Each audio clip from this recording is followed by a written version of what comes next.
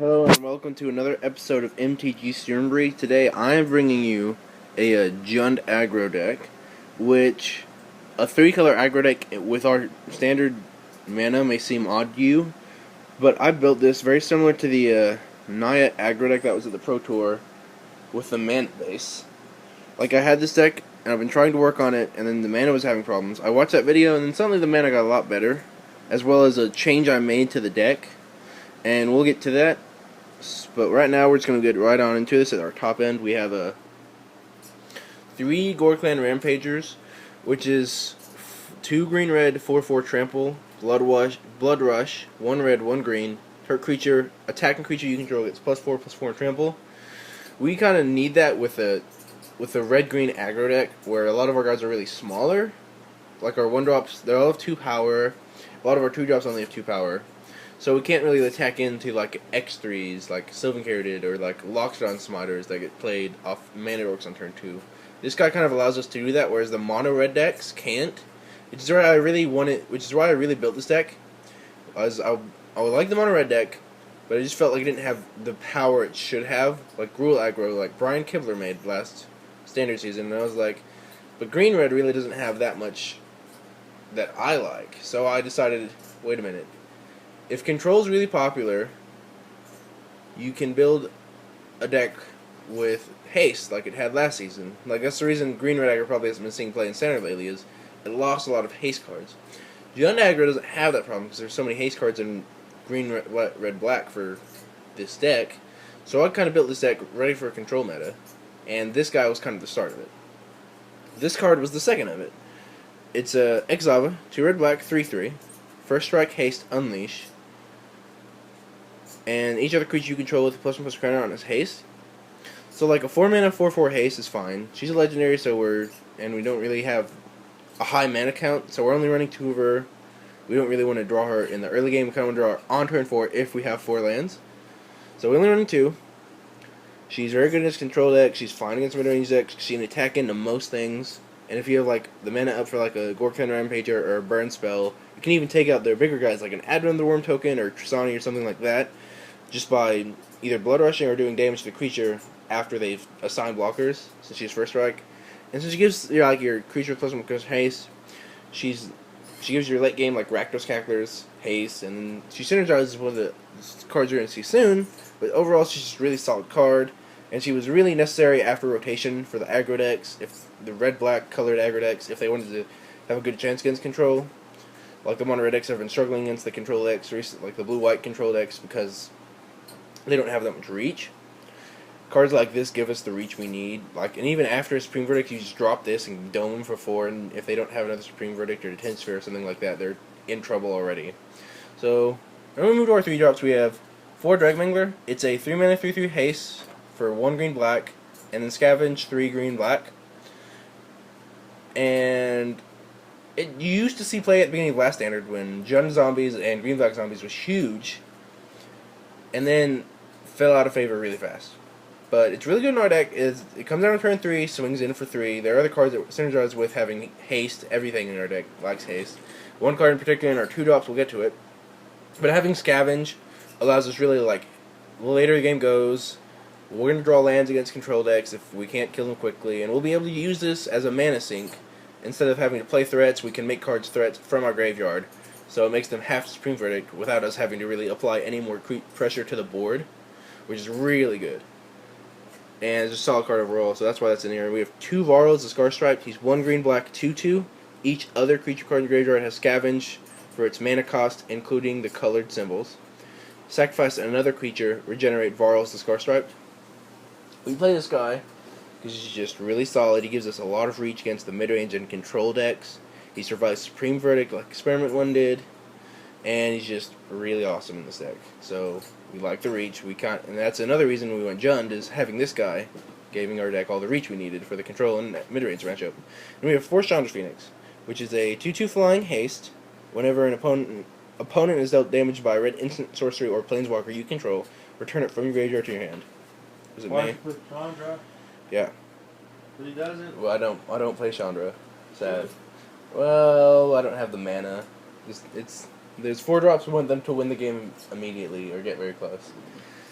as I've explained to him. But we have Sharnish Phoenix. It's flying and it has evasion with haste, so like really awesome, really solid, and we can throw that at people with one of the 2-drops we're going to see very soon. But overall, it's just a really solid card in this deck because it can get in for haste when they play like Lockstone, Smiter, Stone Carriages, and you can't like find your Gore Clan Rampagers. So this way you can just attack over and not really have that much problem. In our 2-drops, we have 4 Spot Jester, which is a 1 red, 1 black, 3/1 haste. And that card's just really awesome in this deck. With Varls, it doesn't really matter if it's a late game top deck, because you just attack, it'll trade with a guy. Early game, it gets in for 3 to 6 damage.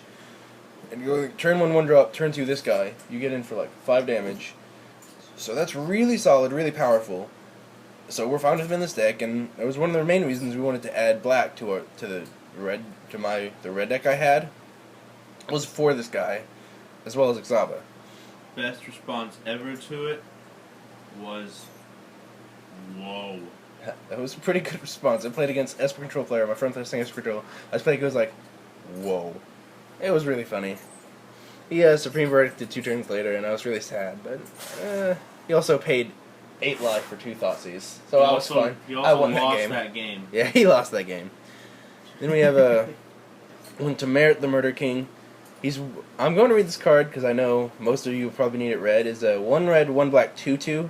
Tap 1 in a red, sacrifice another creature. He'll do 2 damage to target player. Tap 1 in black, sacrifice the creature. Return him from your graveyard to your hand. He's legendary, like Varls and Ixaba. So we didn't really want too many. We're testing with 1. We put it in here for fun, because I like to have fun instead of win. Funning's a lot more important to me. And we actually found out he's not terrible. He's actually really good. Against the control decks, he gives us like a lot of reach. Against the mid-range decks, he's fine. He's a little slow sometimes, but most times he's perfectly fine, and he gives us that reach we needed. Against the aggro matchup, he's probably just going to trade with something, because there's not really much point to keeping him around.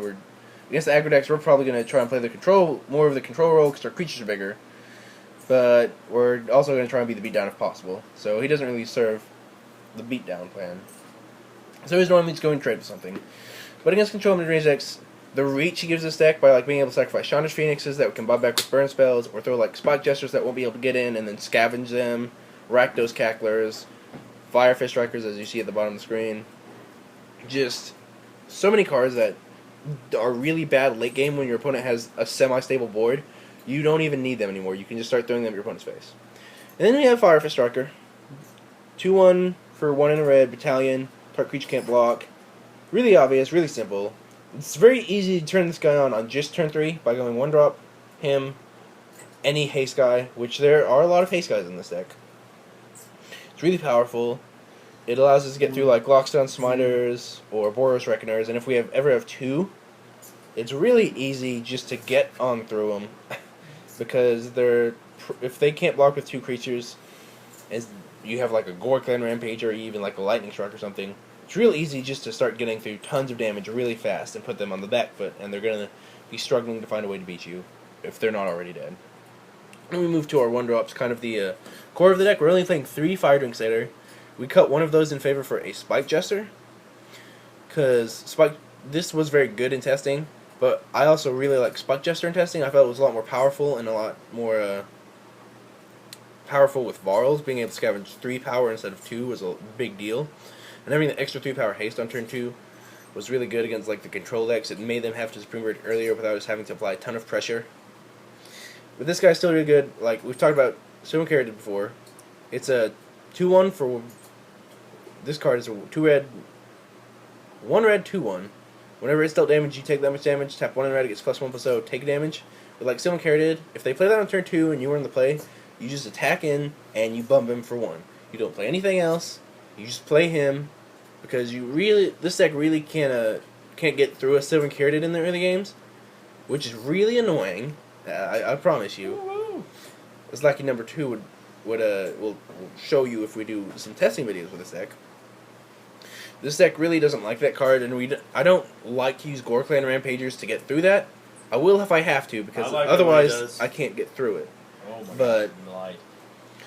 But otherwise, he's just really solid 1-drop. He's good against He's good in almost every matchup, other than like Lockstone's minor matchups, but you're still not going to take him out because he's one of your 1-drops, which is core of your deck. And we have Rakdos Cackler, hybrid red-black 1/1 Unleash. That's really good with Ixava because late game you just play him, he'll have haste, he's no longer terrible. With Temerit as the game goes on, he'll he can just throw it at him. You don't even have to do anything with it. And then it also has Scavenge for cheap with, if we have a Ixava in play, if we can like scavenge one of our 1-drops under like our top deck, like Firefish Strikers or Gore Clan Rampages, that has happened occasionally. Or even like Varls himself or Temerit, any of our top deck late game cards, they'll have haste if we have Varls and Ixava. So like our 1-drops are really good to scavenge at that point in the game when they're not really going to be able to get in. Gravecrawler that doesn't come back. A Gravecrawler that doesn't come back. I miss you, Gravecrawler. Well, there's our 1-drops. Then we have our burn spells. We only have 4 Lightning Strike and 4 Magma Jets. Not much you need to explain those. Maybe, like, since I was more prepared for a control meta, I didn't want to play Shock, so I played Magma Jet because it's better against control deck. Shock's better in, like, an aggro field where you can get the early blockers out of the way. So, I wouldn't play this in, like, a mid-range heavy meta without changing the deck quite a bit, because like Lockstone Smite is a big problem. Like we'd have the 4th Gore Clan Rampager, these Magma Jets would not be there, they'd probably be Shocks, we'd up the number of Ixavas, like things like that, where our creatures get outclassed really fast by like Lockstone Smite or Advent of the Worms. I guess a mid-range meta, this version of the deck's really not that powerful. Against a control heavy meta, this deck is extremely powerful because of all your haste cards. Like that's the problem with Mono Red, is they don't have that much reach against the control decks. Like, sure, they have, like, Chandra's Phoenix, which has haste, and they can sideboard into Chandra, but our main deck's so much more powerful, because we just have so many cards with haste, and, like, Varls and Timer giving us so much reach, and Ixava at the top end, just allowing us to attack in for 4 damage after Spring Verdict. Like, our deck just has so much more reach than theirs, because we're playing these cards. Which is why I built the deck in the first place. Then we got a really simple mana base. We're playing the 12 Shocks, 4 Sonic Ground, 4 Blood Crypt, 4 Overgrown Tomb, you know, standard for any standard deck right now, especially in aggro deck. And then we're only playing 3 lands that will come into play no matter what Rakdos goes get, because they tap for our 2 base colors. Like, there will be games you don't need to draw any green mana to win. It happens occasionally. So we're only playing 3 of those. They are the worst land in the deck, but they are necessary for our mana, because we can't just play 12 Shocks and then a bunch of basics. I wish we could, but we can't. So that's why we're playing those. Then we get to our basics. We have 2 Swamps and 4 Mountains. And, like, we went with this mana base because we tried to play Experiment 1, and it was just way too hard on the mana, trying to have him on turn 1, and then Spike Jester on turn 2, and then turn 3 Chandra's Phoenix, and then still being able to play your Rakdos Cacklers, Fire Drink Satyrs, Dragonvanquish Varls, Ixavas, and Gruulkin Rampagers on the curve, too. It was just so hard on the mana. Like, we couldn't do it. And I was having terrible times with my mana, I couldn't understand why, so I was like, hey, why don't we just try cutting Experiment 1 and see what happens? And as much as I love the card, we cut it, we changed our mana base, and the mana was just so much better almost instantly. So, unfortunately, we can't play that card with the mana we have in Standard, but the deck is still really good, really strong. So, that's why I made this deck. Meta. I'll be doing an article over this that this is linking to. You'll find it on pearsallsblog.wordpress.com. If you don't want to read it, just stick with this deck tech. You can find me on Twitter at pearsallsblog, or email me at pearsallsblog at yahoo.com. So that's our simple deck. I hope you liked it, and I hope to see you next time. Bye!